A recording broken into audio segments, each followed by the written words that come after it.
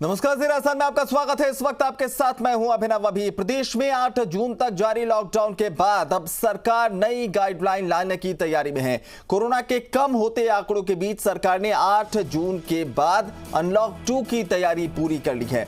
आज शाम 7:30 बजे होने वाली मंत्रिपरिषद की बैठक में कई पाबंदियों को हटाने को लेकर मंथन किया जाना है। माना जा रहा है कि नई गाइडलाइंस के तहत छूट का दायरा और बढ़ाया जा सकता है। प्रदेश में अभी 8 जून सुबह 5 बजे तक त्रिस्तरीय जन अनुशासन मॉडिफाइड लॉकडाउन की गाइडलाइंस लागू हैं। आज रात या कल तक अनलॉक 2 को लेकर सरकार की नई जो गाइडलाइन है वो जारी हो सकती है। अनलॉक 2 की नई गाइडलाइन में बाजार, किराना की दुकानें, फल सब्जियों की दुकानें और अन्य प्रतिष्ठानों को खोलने का समय सुबह 11 से शाम 4 बजे तक किया जा सकता है। जो एक्सपर्ट्स हैं, विशेषज्ञ हैं, उन्होंने भी मुख्यमंत्री को बाजारों को खोलने का समय सुबह 11 से 4 बजे का सुझाव दिया था। अभी बाजार और राशन की दुकानें खोलने का समय सुबह 6 से 11 बजे तक का ही है। इसके अलावा दूध की डेयरियों का समय भी सुबह 6 से शाम 7 बजे तक किया जा सकता है। नई गाइडलाइंस में 10 जून से पब्लिक ट्रांसपोर्ट में शुरू करने की घोषणा भी संभव है। सुशांत पारिक हमारे ब्यूरो चीफ इस वक्त फोन लाइन पर जुड़ रहे हैं, उनका रुख करते हैं। सुशांत, आज की बैठक कई लिहाज से महत्वपूर्ण, क्योंकि एक तरफ हम आंकड़ों को देख रहे हैं और उसको देखकर ये संकेत पहले ही मिल गए थे कि राहत अब लोगों को प्रदान की जा सकती है। तो क्या माना जाए आज की बैठक में राहतों को लेकर ही और जो कड़ाई है उसमें थोड़ी ढील को लेकर ही चर्चा होगी?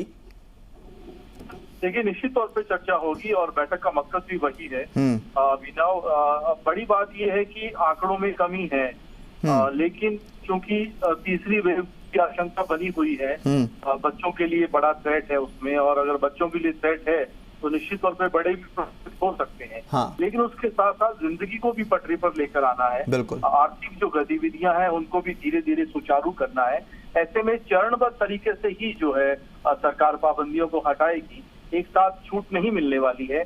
शुरुआती दौर में अभी जो समय 11-12 बजे तक का है दुकानों का, उनको बढ़ाकर शाम 4 बजे तक किया जा सकता है, क्योंकि व्यापार मंडल हो या एक्सपर्ट हो, सभी ने ये कहा है कि ये समय पर्याप्त नहीं है। अभी व्यापार जगत काफी बड़ा संकट झेल रहा है। ऐसे में बड़ी राहत तो ये है ही, साथ ही जो ट्रांसपोर्ट फैसिलिटी है, चाहे वो बसें हो या दूसरी प्राइवेट बसें हो, निजी गाड़ियां हो, उनको चलाने को लेकर भी सरकार जो है फैसला कर सकती है। और ऐसी जगह जहां पर कोरोना के मामले बहुत कम हैं, वहां गतिविधियां पूरी तरीके से, अगर जिला कलेक्टर ये ठीक समझते हो तो वहां पर ये सुचारू की जा सकती है। ये तमाम पहलू हैं जिन पर आज 7:30 बजे मुख्यमंत्री की अध्यक्षता में मंत्रिपरिषद की बैठक में ये फैसले होंगे, और उसके बाद हम देखते हैं कि देर रात तक जो है सरकार नई गाइडलाइन जारी करेगी। सुशांत, सवाल ये भी है कि जिस तरह से अब अनलॉक की दिशा में राजस्थान बढ़ने लगा है, तो चुनौतियां ये भी हैं कि अगर अनलॉक किया जाता है, जैसा आप बता रहे हैं कि यातायात सुविधाएं जो है, बसों को शुरू किया जा सकता है, परिवहन को लेकर, जिलों की सीमाओं को लेकर भी इस पर मंथन हो सकता है, तो कहीं ना कहीं चुनौतियां तब और ज़्यादा बढ़ जाती है कि जब लोग घरों से निकलना शुरू करेंगे तो किस तरह से सोशल डिस्टेंसिंग की पालना हो, लोग बिना मास्क के बाहर ना निकले। तो एक वो भी चुनौती है, उस पर भी कोई मंथन होगा कि अब लोगों को अगर वो बाहर निकलते हैं तो कैसे समझाइश करें, कैसे लोग जो है अपना ख्याल रखें, एहतियात बरतें और नियमों का सख्ती से पालन करें। बिल्कुल, अनलॉक बंद के बाद ऐसी ही तस्वीरें बाजारों में नजर आई थी अभिनव, और बड़ी तादाद में लोग निकले थे। हमने देखा जनाजे की तस्वीरें हैं या अंतिम संस्कार की भी तस्वीरें हैं। ये चिंताजनक है। मुख्यमंत्री अशोक गहलोत खुद कह चुके हैं कि नागरिकों को भी अपनी भूमिका जो है वो समझनी होगी। इतनी बड़ी तादाद में पुलिस प्रशासन लोगों को डरा के घरों में नहीं रख सकता है।